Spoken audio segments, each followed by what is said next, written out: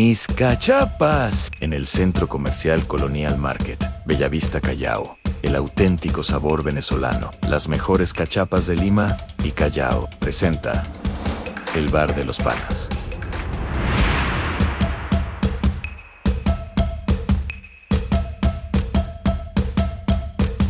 ¿Qué tal, amigos y amigas del Bar de los Panas, de Divergente? Muy buenas tardes, buenas noches, buenos días, donde quiera que se encuentre. Desde Lima, Perú, les saludamos Ángelo Álvarez, Edén Riva y Antonio Perdomo desde tierras españolas. Hoy tenemos un invitado de lujo, por favor. La verdad, señor Edén Riva, cuéntenos de quién se trata, por favor. Bueno, el padre del boom vino tinto, como nosotros lo apodamos. Bueno, nosotros en general, me refiero también a otros colegas, a otros compañeros que se dedican a esto, a, a difundir el fútbol venezolano, a proyectarlo en el exterior. Y bueno, de verdad que estamos más que agradecidos, honrados con poder hacer esta entrevista el día de hoy. Antes de presentarlo y darle la palabra, señor Antonio Perdomo, ¿cómo está? Saludos, buenas madrugadas allá en España. ¿Qué tal? ¿Qué tal? Aquí las 2 de la mañana exactamente, activo con el Bar de los Panas. Un saludo a toda la fanaticada de nuestro podcast, un saludo al profe Richard Páez. Y bueno, vamos a comenzar con el programa en vivo. Ahora sí, profe, ¿cómo está? Bienvenido al Bar de los Panas, bienvenido a este programa desde Lima, Perú. Buenas tardes, buenas noches. ¿Cómo está usted, profe? Muchas gracias por la invitación, muchas gracias a los tres porque forman parte de esa juventud venezolana que está ávida de, de información, de intervención, de comentar, y eso es parte de lo que significa el fútbol. Me alegra que esa juventud regada por el mundo siga con esa identificación plena con nuestra selección nacional, que los momentos amargos que ha vivido pues son momentos para seguir aprendiendo, porque no nos queda otra. Y bueno, me alegra también que este bar verdaderamente sea un bar y no de los panas, en los bares comunes y corrientes. Así es, porque así se habla de fútbol, profe. Esperemos, Perfecto. esperemos que la charla sea amena. Profe, antes de empezar, porque vamos a tener un rato también para hablar sobre su etapa como seleccionador, como entrenador y posiblemente, en nombre de Dios, su vuelta a la selección. Quiero que nos cuente, por favor, sus inicios en el fútbol, profe. Eh, ¿Cómo comenzó usted a querer la esférica, ese amor por el fútbol? ¿Cuándo empezó usted a practicar el fútbol y sus primeros pasos en este deporte? Bueno, yo soy de Mérida, ¿no? Nací un 31 de diciembre del año 53. Y en esa etapa primaria, pues eso era el deporte fundamental en Mérida, el fútbol. Y yo formé parte ya de comienzo de las categorías infantiles A de los colegios. Había un campeonato intercolegial y yo formé parte de esos principios de mi carrera, digámoslo así, como futbolista amateur. Pero nosotros nos fuimos a Maracaibo. Y entonces Ok. primero fuimos a Maracaibo y en Maracaibo fue donde comencé a hacer la competencia en carácter oficial, porque formé parte de un equipo que se llamaba La Pomona, que quedaba cerca del barrio donde vivíamos en Maracaibo, y ahí fue donde verdaderamente comenzó mi carrera en infantil A y juvenil con el equipo La Pomona. Cuando regresamos a Mérida, porque mis hermanos mayores comienzan a estudiar en la universidad, nos tocó irnos a Mérida para que ellos comenzaran a hacer su carrera universitaria. Y yo estando en etapa del liceo, comencé ya a jugar juvenil en el Llano de Mérida, un equipo amateur, pero que tenía mucha representatividad en el medio. Y después ya formé parte del primer equipo juvenil de selección de Mérida. Y cuando participamos en la selección de Mérida con Mérida y fuimos campeones, fui llamado a la selección juvenil de Venezuela. Y ahí participé en el primer campeonato, por lo menos que tuve internacional, un suramericano, que es un campeonato suramericano juvenil sub-20. Me correspondió ir con Venezuela formé parte de ese equipo y ese equipo tuvo un inicio verdaderamente alentador porque empatamos con Colombia, empatamos con Perú y le ganamos a Argentina en Oye, aquel momento. Casi Le nada. ganamos a Argentina en un suramericano juvenil en 1971 allá en Paraguay, que fue en mi comienzo desde el punto de vista internacional como jugador de la selección. Y ese, bueno, fuimos, cuando regresamos a Venezuela, fuimos recibidos por primera vez ahí en el no era aeropuerto de panameño. Maiquetía como una verdadera logro enorme de esa selección que haber logrado esos resultados. Lamentablemente esa selección no fue manejada de una manera, como yo digo, de protección, de evolución permanente para llevarlo de una manera adecuada, como lo hacen los grandes países. Y en la vuelta de los años, solamente en los 3, 4 años después, habíamos nada más que 3 o 4 jugadores de esa selección jugando el fútbol profesional en Venezuela. Yo comencé en el fútbol profesional en Estudiantes de Mérida, después fui al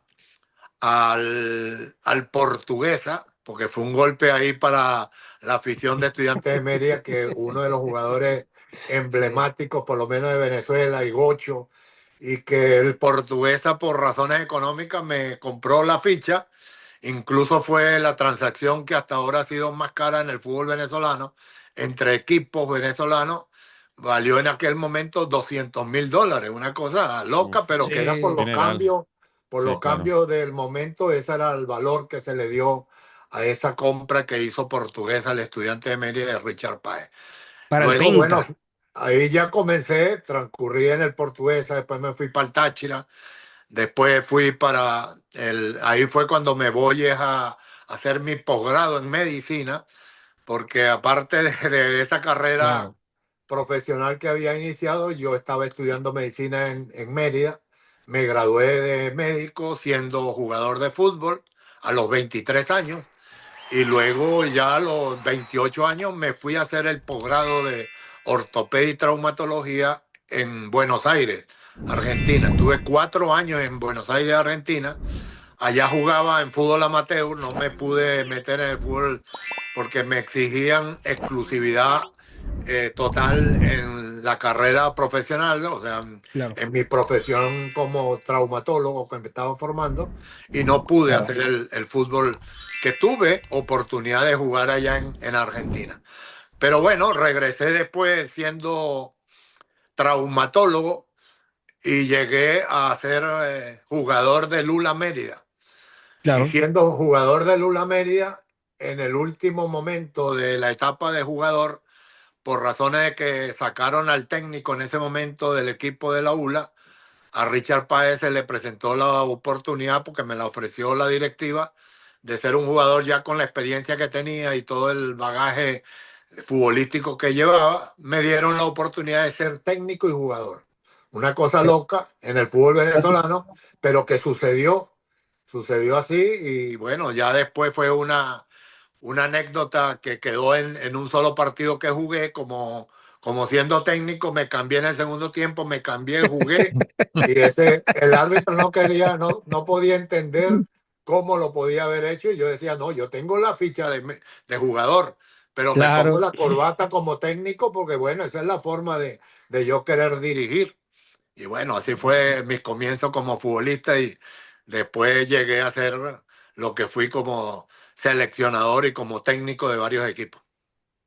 A ver, Eden, ¿algo que le quieres preguntar al profe? Bueno, ¿qué aspecto de su carrera como médico quizás lo pudieron haber ayudado a fortalecer ese como director técnico? No, indudablemente el tener esa profesión mucho más de traumatólogo fue Ujú. una visión integral desde el punto de vista de reconocer las lesiones, Claro. las posibilidades de riesgo de Dame la mano. jugadores que tuvieran una fatiga muscular. Recuerda que en aquel momento no había Big Data ni nada de Sí, eso, pero uno podía reconocer por mecanismos de laboratorio o mecanismos de observación de que ya el jugador había que descansarlo o había que cambiarlo o alguna circunstancia. Entonces, indudablemente ser médico y encima traumatólogo a mí me dio una visión integral mucho más completa de lo que significa el futbolista.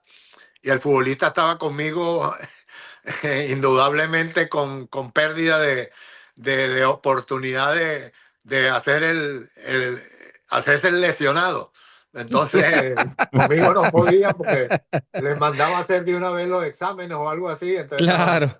Entonces, bueno, pero tuve también la factibilidad de que tuvimos amigos médicos que me acompañaron en los equipos donde yo funcioné, que eso era una labor de conversación entre colegas Claro. prácticamente y que evidentemente eso le da un plus al resultado de ese tipo de conversaciones. No, y que más que un plus, es un nivel, profe. La palabra correcta es nivel, porque no es lo mismo hablar Sí, con un entrenador, hablar con una persona que es médico, que es titulado, que tiene una profesión por encima o eh, aunada al fútbol. Obviamente, los ojos de las personas o la visión es diferente, es muy diferente. Antonio, ¿alguna pregunta para el profe, querido amigo? profe, ya habiendo concluido su etapa allí con el Estudiante de Mérida en cuanto esa dirigencia que tuvo por un partido, ¿cómo fue el llamado a la selección nacional? ¿Quién lo contactó? ¿Cómo fue esa llegada para dirigir a la selección nacional? Lo de la doble funcionalidad fue con el Lula Mérida, Antonio. Con el Lula Mérida. Con estudiantes de Mérida, después de Lula Mérida, que fue cuando comenzamos y esa etapa, yo voy al Táchira y de regreso es que vuelvo a Estudiantes de Mérida en el año 97. Y en el año 1997 hacemos dos torneos en donde quedamos subcampeones y en el año 99 nos corresponde hacer la Libertadores, la Ujú, Copa Libertadores de América representando con Estudiantes de Mérida a Venezuela. Y teníamos que pasar los dos equipos de Venezuela, que en aquel momento era el Unión Atlético Maracaibo y Estudiantes de Mérida, jugábamos contra Necaxa y otro equipo mexicano que en este momento no recuerdo. Pero bueno, son dos equipos que había que hacer primero una pre-Libertadores contra dos sí, equipos mexicanos. La claro. Federación Venezolana de Fútbol, por razones económicas, hicieron un convenio con México, en donde ellos recibieron plata a la federación para que los equipos venezolanos se eliminaran con los equipos mexicanos y a partir de eso, de ese cuadrangular quedaban dos Claro. y siempre habían quedado los mexicanos. Los mexicanos en las dos anteriores oportunidades siempre habían quedado. Bueno, Estudiantes de Mérida en esa oportunidad eliminó a uno de los equipos mexicanos y con Necaxa subimos al torneo de la Prelibertadores. Con esa Prelibertadores en el año 99, Estudiantes de Mérida llegó a ser el quinto equipo de América. O sea, llegamos a ser cuarto finalistas y nos Ujú. eliminó Cerro Porteño en ese cuarto de final, buscando la semifinal en un partido totalmente loco. Nosotros le ganamos 3-0 aquí en casa y ellos nos ganaron allá 4-0. Y eso es que fue un partido que después supimos que hicieron una serie de insospechables cosas que hicieron en la comida de los jugadores y que nos adormecieron. Eso se supo después, pero bueno, eso pasó como una anécdota nada más. A partir de que Estudiantes de Mérida, dirigido por Richard Páez, había quedado en esa posición relevante, primera vez que pasaba para un equipo venezolano esa posición, pues evidentemente eso fue una forma de presión, casi de una labor periodística y de una Claro. gente que en los partidos de la Copa del Fútbol venezolano, pues la gente gritaba mi nombre para ser el Ujú. técnico de la selección.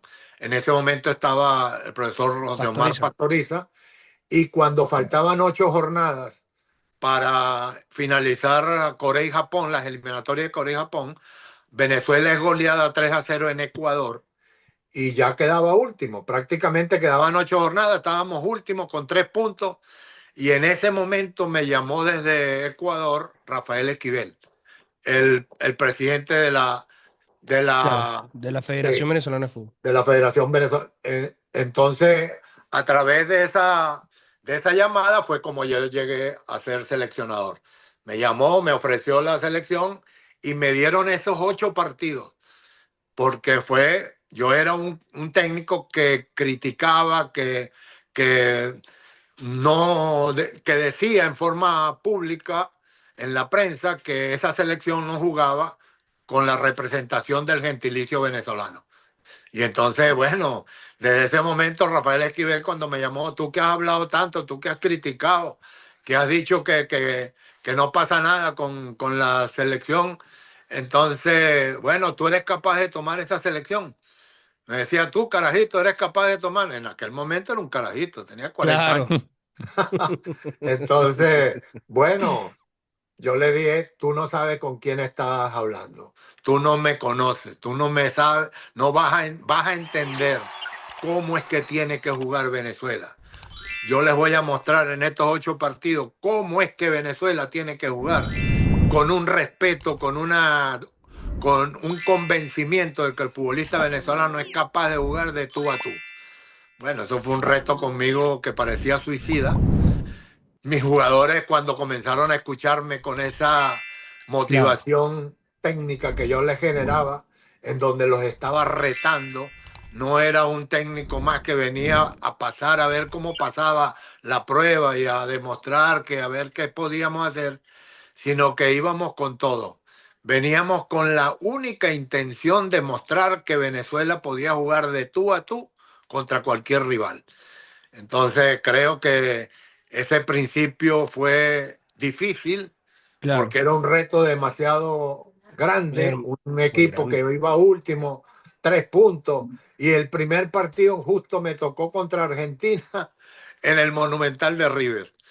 O sea, fue una cosa loca y evidentemente mis jugadores quedaron primero agradecidos porque sintieron que el técnico verdaderamente creía en ellos, porque mostrar un equipo jugando contra Argentina que iba primero, la Argentina de Bielsa, en donde Venezuela iba a hacer su último partido de, de carácter de visitante allá en contra este equipo de Argentina, y que lo fue a enfrentar con 2 laterales de salida, 2 Ujú. volantes mediocentro que lo que querían era generar fútbol después de quitar la pelota.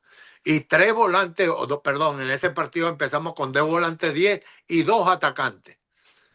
Por favor, un equipo que otro desde afuera dijeron, no, este está más loco que no puede ser que vaya a jugar de último de esa manera contra el que va Contra invicto Argentina, claro, y contra Argentina allá.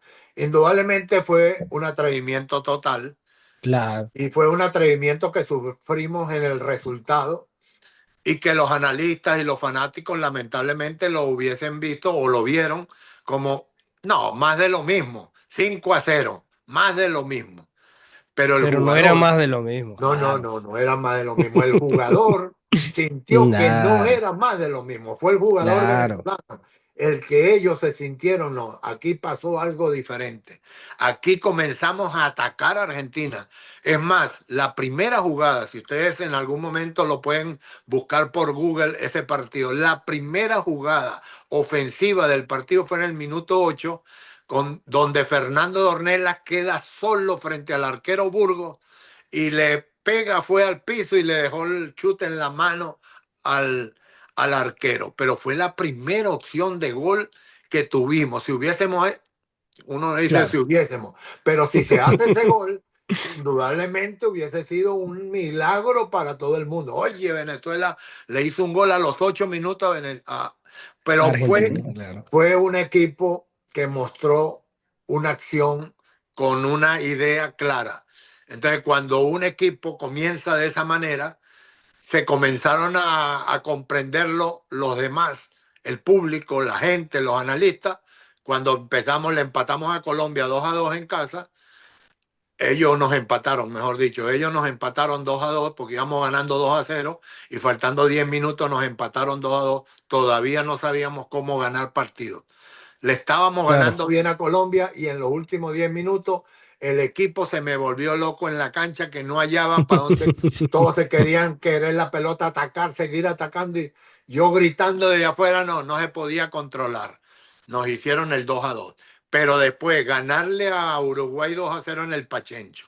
2-0 a Chile en Santiago de Chile. Por primera vez se le ganaba de visitante a un rival en una eliminatoria mundialista. Primera vez que Venezuela lo hizo.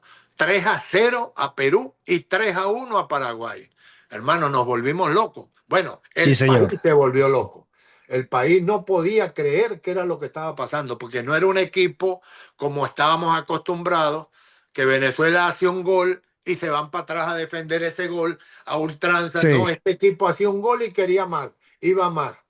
Y bueno, ahí demostramos que con esa forma hicimos 10, 12 goles y un solo gol en contra. A partir de que comenzamos a hacer el salto con Colombia y en ese momento pues Venezuela se presentó lo del llamado boom vino Un tinto, vino tinto, claro. por el cual todos ahora en Venezuela comenzamos a creer en la mentalidad ganadora del futbolista venezolano y que ahora la mentalidad es la mentalidad mundialista, esa es la que reclamamos Sí, ahora. señor. Ya no es la mentalidad competitiva, no, ya eso se aprendió desde ahí.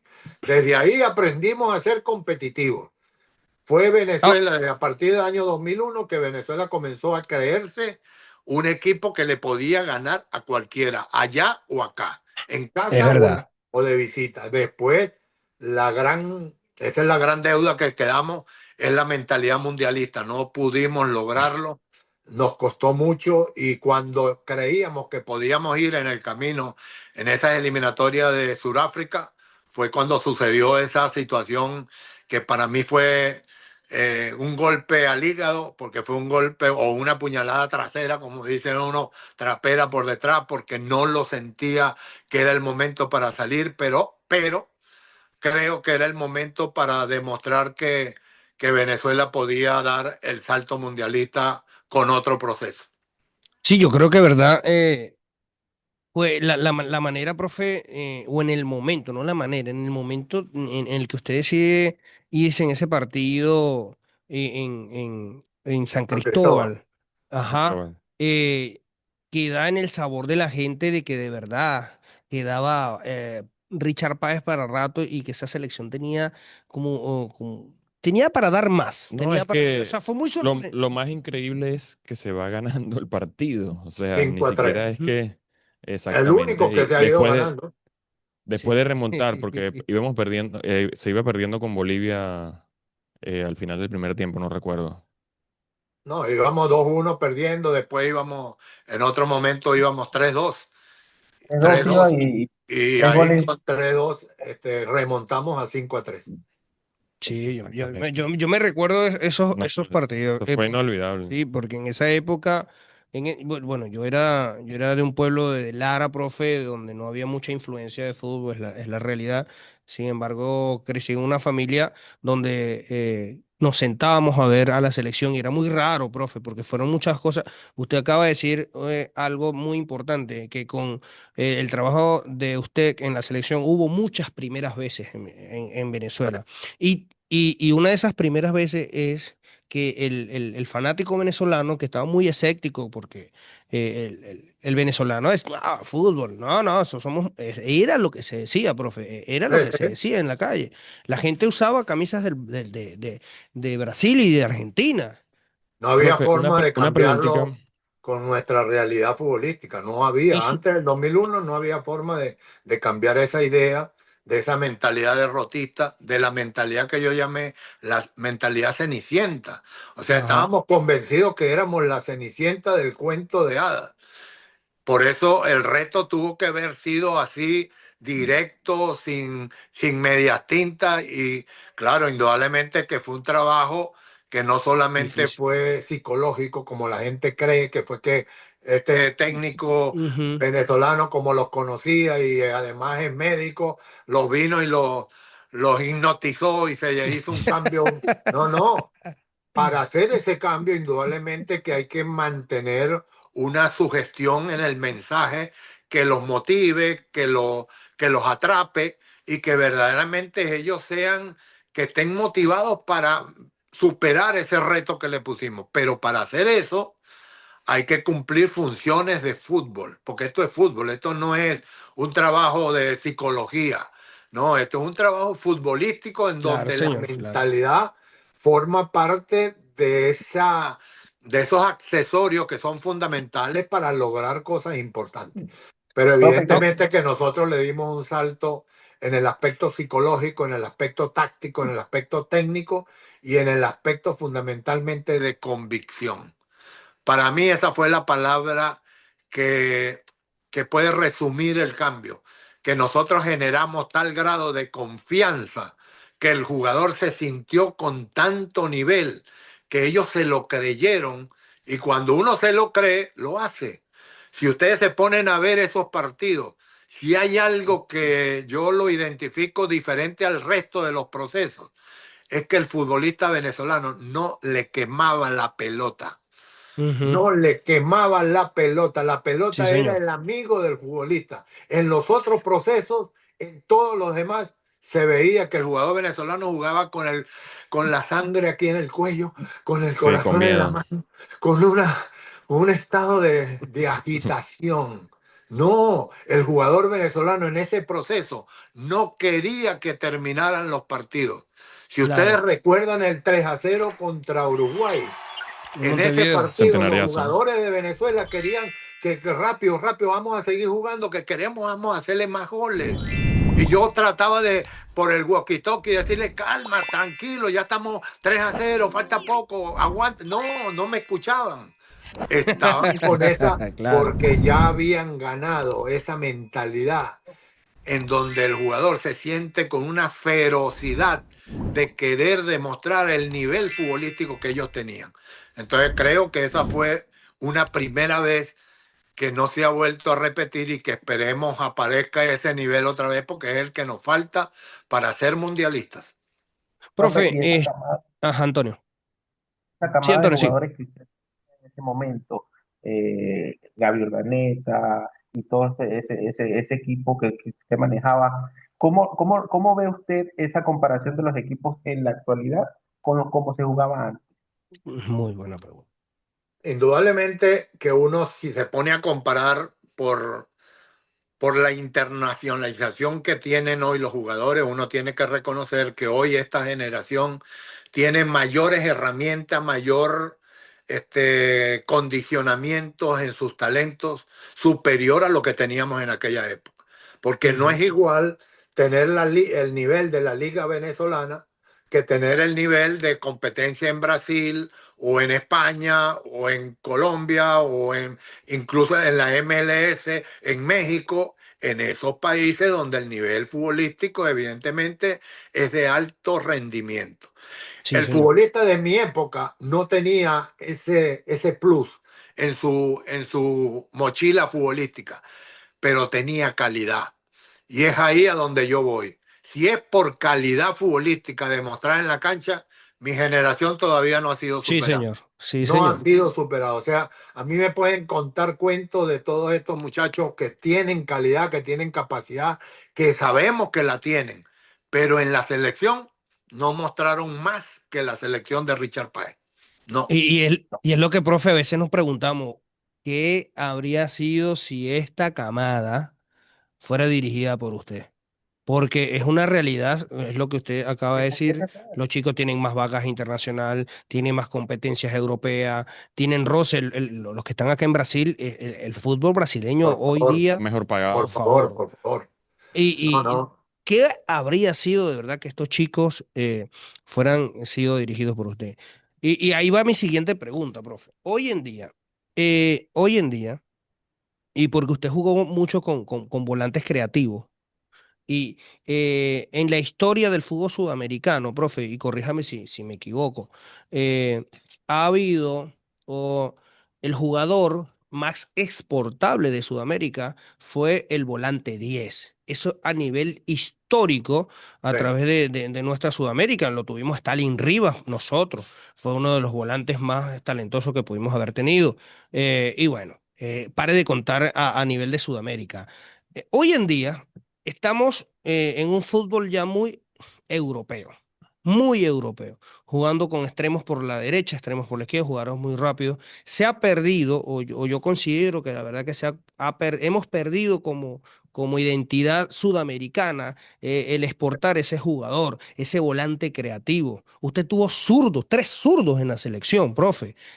Habilidoso. Hoy en día, hoy 2025, y proyectándonos un poco a lo que posiblemente pudiera ser su vuelta a la selección, ¿cómo se acomodaría el profe Richard Páez bajo este esquema que se juega? Porque hoy día Argentina, Brasil, los mismos equipos sudamericanos juegan con rapidez en las bandas, con jugadores más verticales. Entonces, Sí. va mi pregunta. Usted tuvo una selección que hizo jugar de una manera muy creativa, con juego asociativo. Hoy en día, ¿cómo se acomodaría Richard Páez bajo esa premisa? Y si usted volvería a utilizar volantes creativos o simplemente se acomodaría también a lo que está pasando en la actualidad. Es una pregunta totalmente actualizada, porque es una pregunta que reviste una realidad histórica que ha evolucionado el estilo de juego del fútbol mundial.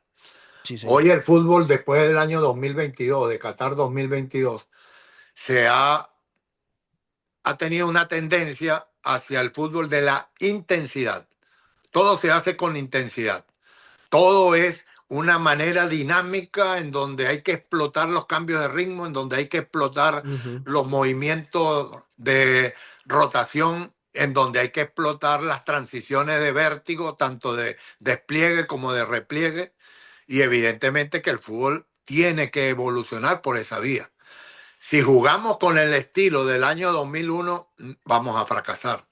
Hoy hay que darle otra característica de asociación.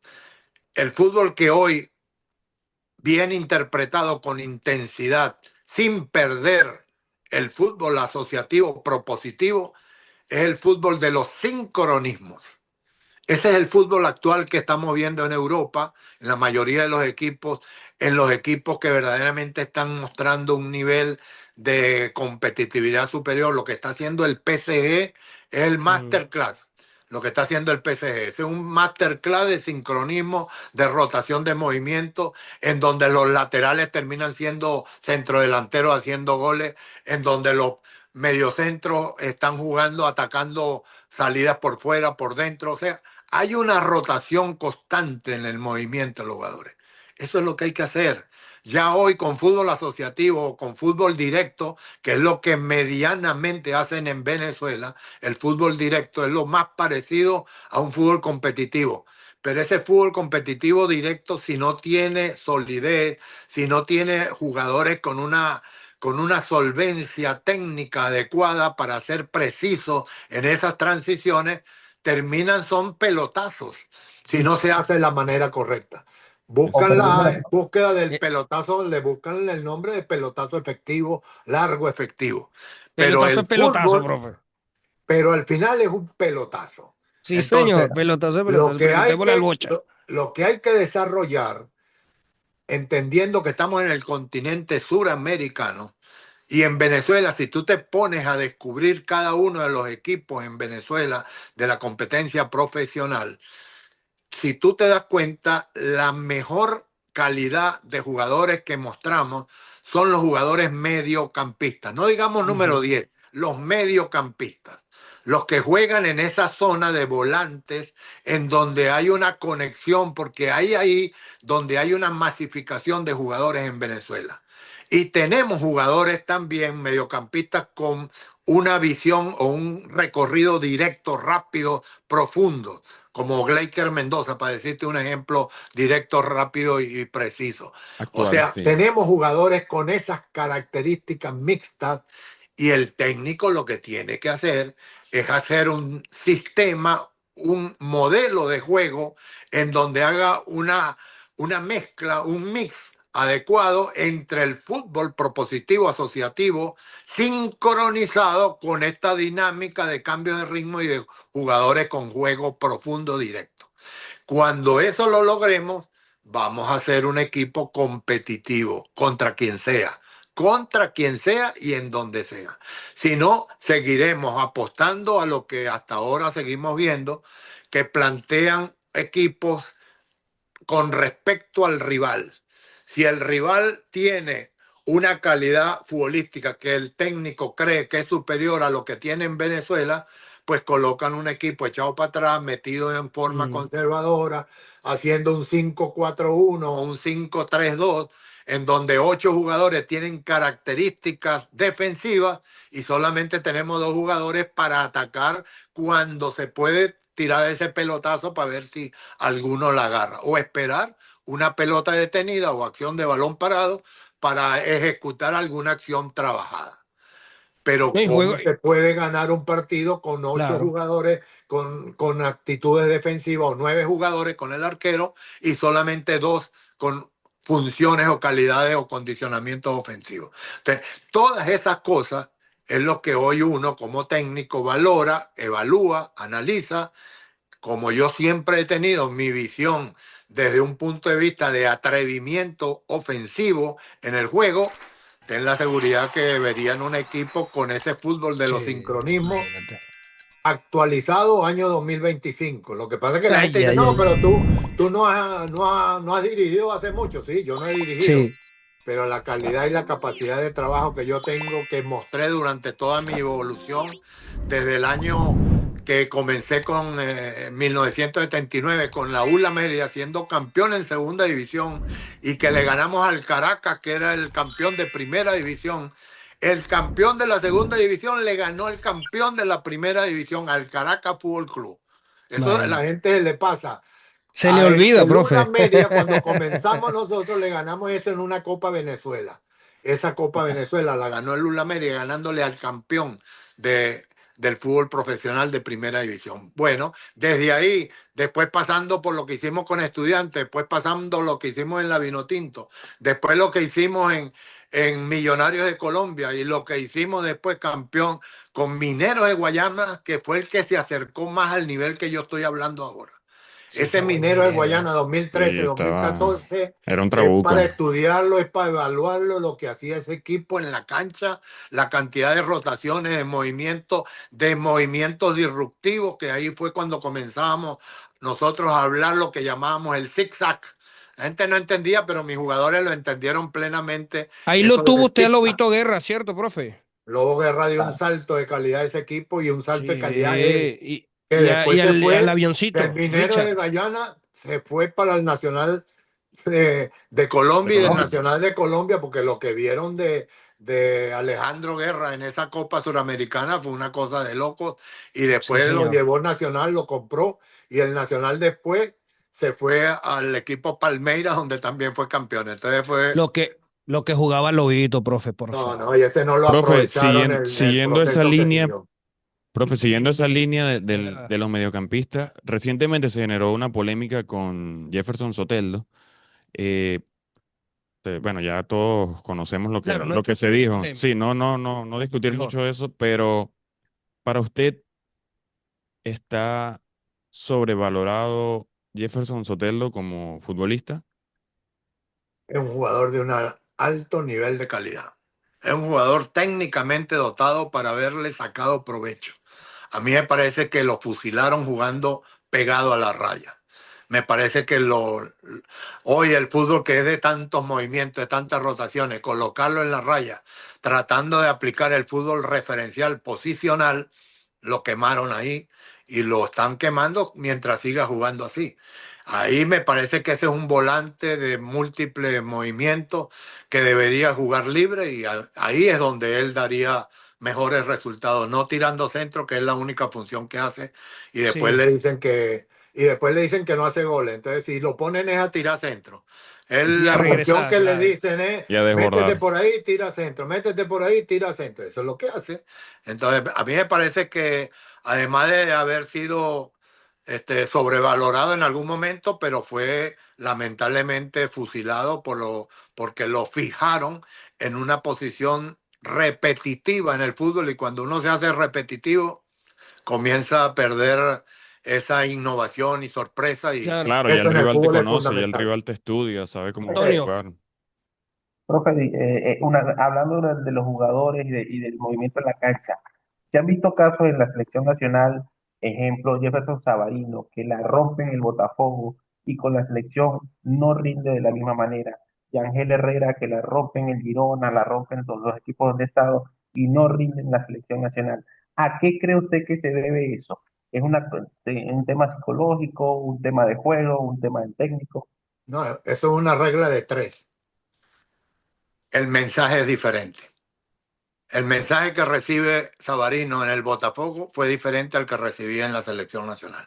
Si en el Botafogo lo que se quieren es buscar, moverse para buscar hacer líneas de pase, concentrarse, buscarse, hacer conexiones, mientras que en la selección era arranca y corre para recibir el pase largo o el pelotazo largo, no se ven diferentes, se ve diferente en los jugadores. O sea, entiéndelo, el mensaje que reciben estos jugadores es diferente al que recibían en la selección y eso hace que los jugadores jueguen distinto en Botafogo o allá en Girona o allá en Colombia en algún equipo y llega a la selección y juegan de la manera como vimos a la selección con un juego muy directo, un juego muy emocional y un juego en donde había que poner era fe y ganas y deseo. Y el fútbol es el fútbol lo que había Sí, que poner y me claro. pareció que lo que faltó fue fútbol. Sí, señor. Profe, en Venezuela, y se habla mucho de que si Venezuela quiere ir, es lo que se dice en la calle, dicen, es algo que ya es una frase que está ya instaurada, dice, si Venezuela quiere ir a un mundial, debe mejorar la estructura, es lo que se dice, profe. Claro. ¿No? Ahora, usted volviendo al seleccionado nacional, ¿qué propondría usted? O discúlpeme si no corresponde también al trabajo del técnico, del seleccionador mayor. ¿Qué mejoras se harían en la estructura del fútbol venezolano o las que usted propondría? Y por otra parte, perdimos en Venezuela la regla del juvenil sub-20 por una supuesta creación de lo que es el torneo de Fútbol élite, reserva. el fútbol élite de, ese, de la Ajá. liga juvenil, de la liga juvenil.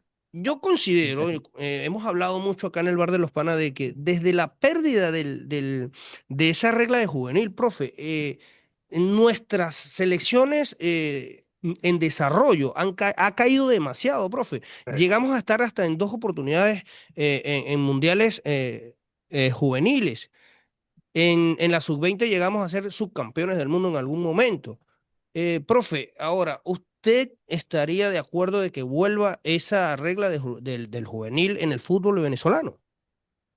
No, claro que sí, es una regla que indudablemente le hizo falta a estos dos últimos procesos que se han visto y que evidentemente va a ir haciendo mella en la medida que siga avanzando por donde va, porque Mm, estamos dependiendo en esas categorías juveniles en la búsqueda de jugadores por fuera.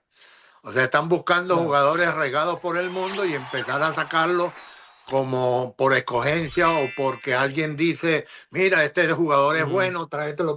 Y así va a ser de aquí en adelante si no existe la posibilidad de profesionalizar, entre comillas, que era lo que hacía la regla del juvenil. No se daban cuenta que el juvenil se profesionalizó con mm, esa regla al estar entrenando todos los días un grupo de juveniles con jugadores profesionales y uno de ellos o dos jugando en forma obligatoria en el campeonato. Eso le dio un nivel profesional a estos jugadores y que los puso por encima de Brasil, de Argentina, de Colombia, porque los jugadores juveniles de Brasil, Argentina y Colombia no juegan todos a nivel profesional. Juegan en sus ligas, pero ahí sí, porque hay una estructura organizada de tantos años y de tanto nivel competitivo que esas ligas de reserva juveniles indudablemente los hace crecer a la par, parecido al nivel profesional. Pero en Venezuela no se puede hacer, porque si el fútbol profesional no llega al nivel que esperamos organizativamente, que se espera de estas categorías reservas o claro, de liga élite. Entonces, ya. todo eso iba en contra de la evolución del nivel profesional, que era lo que estaba logrando esta regla del juvenil. Indudablemente que hay dos vías para llegar a un mundial. ese proceso Ok. estructurado, integral, en donde desde la base se comienza con un proceso metodológico, en donde los jugadores jóvenes, categoría sub 15, después de haber pasado la categoría sub 12, que es la categoría en donde hay que conseguir el nivel de eficiencia técnica posible. Es entre 6 y 12 años donde hay que desarrollar el máximo Ujú. potencial en la técnica, o sea, En en la todo lo técnica, claro. relacionado con el contacto con el balón, sea recepción, conducción, drible, golpeo de pelota, perfiles orientados, toda una serie de condiciones que se tienen que desarrollar entre 6 y 12 años. Después de 12 años no es igual el desarrollo. Lo que se perfecciona el desarrollo es otra cosa. Que el jugador a partir de los 12 años, ya cuando comienza en la competitividad mayor, el jugador comienza a desarrollar una potencia de perfeccionamiento de sus condicionamientos técnicos. Y de ahí en adelante hay que comenzar a hacer un trabajo de cultura táctica con la parte de preparación físico-atlética y desarrollar una cultura de mentalidad de equipo, porque es a partir Sí. de esos años, a partir de los 12 años, que hay que construir en la mentalidad de equipo ganadora. ¿Por qué razón estos equipos como Argentina, como Uruguay, como Colombia, a estas categorías juveniles se le ve esa mentalidad competitiva de que quieren ganarle a todos contra quien sea? Porque eso lo desarrollan en los equipos, ni siquiera solamente en la Ujú. selección, en los equipos, en sus escuelas de formación con esa vía. Las escuelas de formación de nuestros equipos profesionales es muy pobre. Ahora, en los últimos años, es que ha habido una mejoría en ese crecimiento de desarrollar, porque se han dado cuenta, lo que ya se dieron cuenta hace muchos años allá en otros países, que el jugador juvenil es la base del patrimonio económico de los equipos. Es ahí donde hay que hacer crecer la plata de los Claro, equipos, Mm. claro. desarrollando equipos, jugadores juveniles de una manera correcta, y después, cuando ya tienen 18 20 años, que los empiezan a regar por los equipos del país, esos jugadores son expuestos como una oferta para los veedores de fútbol a nivel Claro. internacional, y después se lo llevan. Entonces, ahora es que se han dado cuenta, después de que Venezuela, a partir de la regla del juvenil, le dio ese valor económico al futbolista joven de Venezuela. Entonces, considero que esa vía indudablemente lleva mucho tiempo. Sí. Llevará años, y en Venezuela todavía no hemos puesto ni la base. Necesitamos 4 centros pilotos para desarrollar los talentos que uno puede detectar a partir de los 12 años hasta los 17 años. Entonces deberíamos tener 4 centros pilotos en Venezuela, uno en cada región. Puede ser una región, Claro. los Andes, centro occidental, en la capital y en oriente sur del país. Tener centros en donde los equipos de la zona, los estados, que tengan jugadores de esa calidad, se comiencen a concentrar en estos centros trabajados Qué con bueno. una metodología diseñada por la Federación Venezolana de Fútbol, en donde estos entrenadores comiencen a trabajar semanalmente un grupo que sea rotatorio, va rotando para que sea visto la mayor cantidad de jugadores, y cada año tener un grupo selectivo que forme parte de un grupo selecto para después mostrarlos hacia la selección sub 15, sub 17, sub 20. Entonces, Qué si buena esto idea, se profe, ¿ah? lograra hacer, en donde los entrenadores comienzan también a desarrollar profesionalmente su carrera, Claro. porque los entrenadores en Venezuela no tenemos una formación actualizada en plenitud. Hacen lo que pueden. Sí, señor. Económicamente no tienen Con las pocas instrumentos herramientas para que hay. desarrollar un plan de trabajo semanal como debe verse. Entonces, bueno, ahí tienen en los centros pilotos una manera en donde los entrenadores de la zona van y ven los tipos de entrenamiento que están haciendo ahí con los potenciales talentos que hay en el país, y van creciendo también estos entrenadores que después regresan a su equipo y pueden ir desarrollando esta metodología de trabajo que se haga nacional y se haga generalizado. Entonces, haciendo eso, indudablemente que es una carrera, que es un trabajo que va a tardar mucho tiempo, muchos años, pero esa es una vía que estructura realidad consistente de triunfos. Eso es lo que, como se puede ver, lo que uno ve en Argentina, lo que uno ve en Colombia, lo que uno ve en Brasil, lo que uno ve en Uruguay, lo que uno está viendo ahora en Ecuador, que dio un salto en toda esa Sí, organización estructural por dentro y que le da un valor agregado a la formación profesional de sus técnicos y de sus jugadores. Y la otra vía fue la vía que nosotros mostramos, la vía en claro, donde un técnico de repente construyó una generación, la puso a jugar y de repente clasificó al mundial y la lleva a clasificar a un mundial. Eso le da un salto enorme claro, al país como país mundialista y ahí se comenzaría a desarrollar todo este proyecto.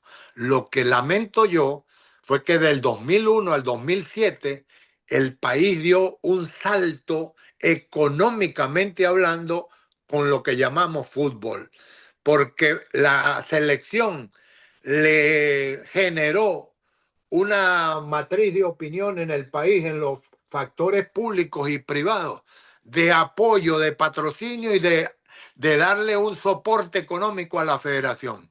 Y la federación perdió todo ese apoyo en nada. Porque sí, después que pasó el 2001 al 2007 y lo superaron después económicamente porque entró más plata del 2007 al 2014. O sea que del 2001 al 2014 hubo la inversión suficiente para haber hecho 4 centros pilotos para desarrollar talento, para ponerle una cancha a cada asociación de fútbol del estado, en donde puedan ahí tener una selección permanente de trabajo en cada asociación. Y eso no lo claro. vimos, no lo vimos, ni ahora lo vemos. Esta federación, si hay algo que yo puedo reconocer en ellos, es que han intentado hacer algo que demuestra de que van con esa idea de organizar una estructura que favorezca el crecimiento del fútbol. Eso hay que reconocerlo con esta federación, porque ha creado ese proyecto Corazón Vino Tinto, porque ha Sí, creado el proyecto de desarrollo de trabajo en los entrenadores, porque ha generado un apoyo organizado a cada selección. Eso se ha visto, pero tiene que ir más allá. Tienen que ir ellos que tienen hoy un apoyo económico fuera del fútbol, no solamente futbolístico, sino de lo que significa el apoyo público del gobierno que tiene a su lado, pues ellos deberían transformar ese apoyo económico que tienen en infraestructura, en generar, darle una gran cantidad de apoyo de balones, de herramientas para trabajo a los entrenadores en cada estado. Y uno sigue viendo al fútbol amateur sí, es verdad. pasando las penurias peor Sí, que cuando no teníamos cosas. O sea, en este momento que ellos están más apoyados desde el punto de vista público y gubernamental, nuestro fútbol amateur sigue siendo desvalido, con minusvalía de trabajo de apoyo, y eso es lo que hay que cambiar. profe, y ahora para ir cerrando, muchachos, profe, la invitación nuevamente, para eso están estas pantallas, para que usted alce la voz a la federación y le indique al pueblo también venezolano que usted puede ser esa cabeza que puede ir al mando nuevamente al seleccionado, enrumbarlo a ese camino que se perdió durante estas dos eliminatorias paupérrimas que hemos tenido. Esta un poco maquillada y lo otro, pero la de Rusia 2018 también para el olvido. Ese mensaje que usted quiere dar al presidente Jorge Jiménez, a la gente de querer volver para trabajar con todas esas herramientas que usted nos acaba de indicar y llevar, no es tratar ahora, es llevar, tener la misión de llevar al seleccionado venezolano a ese símbolo patrio, así como usted lo llamó en un principio, a su primer mundial en la categoría mayor en el fútbol mundial. Eh, Más que un mensaje, más que es decirle sencillamente al responsable directo de la escogencia del seleccionador nacional que es su principal decisión, porque entregarle esa responsabilidad a un técnico significa entregarle el futuro de estos 4 años siguientes a un trabajo, a un proceso, y que debe llevar la mayor cantidad de ventajas, de hándicaps a favor, porque Venezuela tiene todo para perder. Ha demostrado que diferentes formas, pero no se ha podido lograr la clasificación porque no se ha creído en el convencimiento total del talento del jugador venezolano. Durante todos estos tiempos, durante todas las épocas, Venezuela siempre fue dirigido por seleccionadores que tuvieron cultura a la lógica, a lo normal, a lo que dice Venezuela. No tenemos el suficiente material futbolístico como para competir contra estas grandes selecciones que tenemos en Sudamérica. Y la única visión que tenemos es tratar de colocar un equipo con un estilo conservador. Ese método no nos va a llevar al Mundial. Ese es el mensaje primordial. Esa identidad de juego conservador, reservado, para jugar fútbol directo o para jugar de una manera casi ligando un resultado, esa manera no nos va a llevar a un Mundial. La única manera, y fue la que más se acercó, y después la proyectó indudablemente el trabajo que hizo César, que le dio otra mentalidad de juego, otras características, pero le dio ese respeto a la camiseta, y cada jugador que se ponía esa camiseta la luchaba y se ponía casi un cuchillo entre los dientes para decir: aquí está Venezuela, para ganarle a cualquiera. Es otra forma, pero la forma que nosotros marcamos fue una forma en donde el jugador se mostró con la categoría mundialista. Nos faltó mayores juegos, mayor calidad, eso está totalmente de acuerdo. Pero la única vez que mostramos una selección en donde nuestros jugadores mostraron un nivel mundialista, que se acercó a jugar contra quien sea y como sea, y logró resultados insólitos por primera y única vez, porque no es que es primera vez, es por primera y única vez, porque ganamos 4 partidos seguidos en eliminatoria, y en la otra eliminatoria ganamos 3 partidos seguidos. 3 partidos seguidos no ha ganado ningún otro proceso. No. Hace rato. No. Seguido. Entonces, no perdido hace 4 rato seguidos. nadie más. Entonces, Nadie más. sencillamente lo que digo es que el hombre que toma la decisión Claro. tiene que ponerse en su mente toda esta pantalla de una película ahí frente a usted y darse cuenta que Venezuela necesita es un venezolano que Sí, señor. crea en el Definitivamente. futbolista venezolano y que asuma el reto de jugar con un patrón futbolístico en donde el jugador se sienta que puede jugar de tú a tú contra quien sea. Eso no lo va a conseguir en un entrenador extranjero. Claro, si te traen a Peseiro, profe, No, por favor. ninguna. Mientras más sepa, menos. Mientras más sepa, menos, porque va a entender, va a poner a comparar las dos selecciones y entenderá claramente que jugar contra Brasil, que jugar contra Argentina, es indudablemente un partido de una diferencia en su mente abismal. Y no va a poder quitarse el manual de la lógica de su cabeza. Eso es lo que va a pasar a medida que sigan trayendo. La única vez que podrán traer será traer a un técnico extranjero que tenga esta mentalidad de irreverencia. Pero son pocos los que son así. Y que conozca la zona, profe, porque eso también Que conozca la hay que tenerlo en cuenta. idiosincrasia del futbolista venezolano. Exactamente. Porque eso Antonio, es para ir fundamental. cerrando, amigo, Antonio, algunas palabras para el profe, para ir cerrando, amigo, ya el productor no está que nos hace señas, parece un fiscal de tránsito, guau, pero que trabajar en el aeropuerto. le mando un saludo también a nuestro querido productor Pablo, profe, con mucho gusto, cariño. Gracias. Antonio. Bueno, profe, agradecido por esta oportunidad de tenerlo aquí con nosotros en el Hogar de los Panas. Todo este proyecto, ojalá la federación la pueda tomar en cuenta y lo nombre como nuevo director técnico de la selección venezolana de fútbol. Y bueno, muchos éxitos para usted y lo que se viene para Venezuela, que sea lo mejor tanto en fútbol como en todos los deportes. Amén, amén. Gracias, Antonio. Señor Eden Rivas. Bueno, profe, como lo dije en un principio, para mí, para nosotros, creo que hablo por todos, es un privilegio y es un honor poder compartir con usted.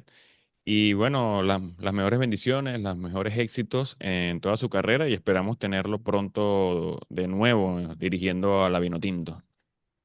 Profe, para mí Antes Sí, que sí, te sí. vaya, quiero agradecerle a través de ustedes a la fanaticada que siempre está dado cerca en estas eliminatorias en Perú, en Chile, en Uruguay, en Argentina, en Brasil. Es increíble cómo ese sentimiento vinotinto nos ha reunido de una manera casi universal. Tengan ustedes que lo vi, lo que hicieron allá en Lima el día que jugó nuestra selección, eso le paraban a uno los pelos desde acá.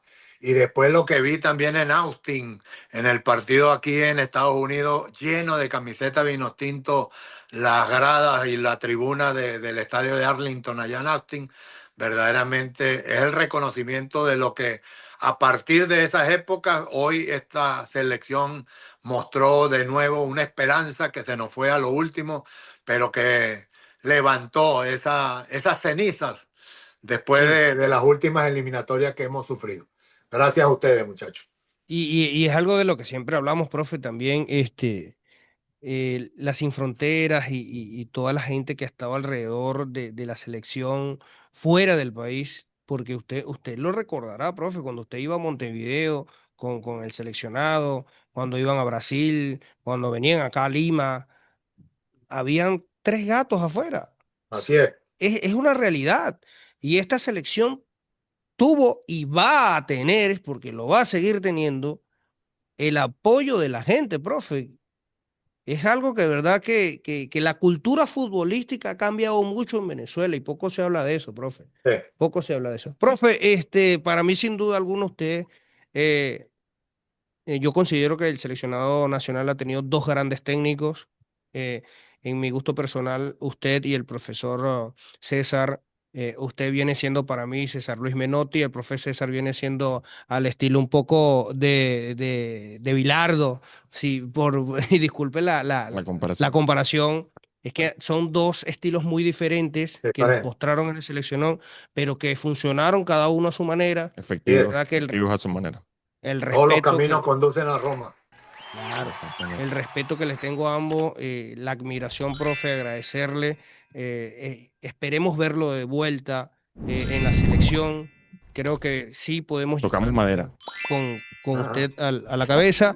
Gracias, profe, por su tiempo. Un saludo enorme, Gracias. cariñoso, afectuoso a toda su familia. Y gracias por ser parte del bar de los panas, profesor. Gracias, Profe, muchachos. y le, Gracias y saludos a los divergentes, porque en el fútbol mío juegan divergentes. Gracias. Gracias, profe. Feliz Saludos. noche para usted.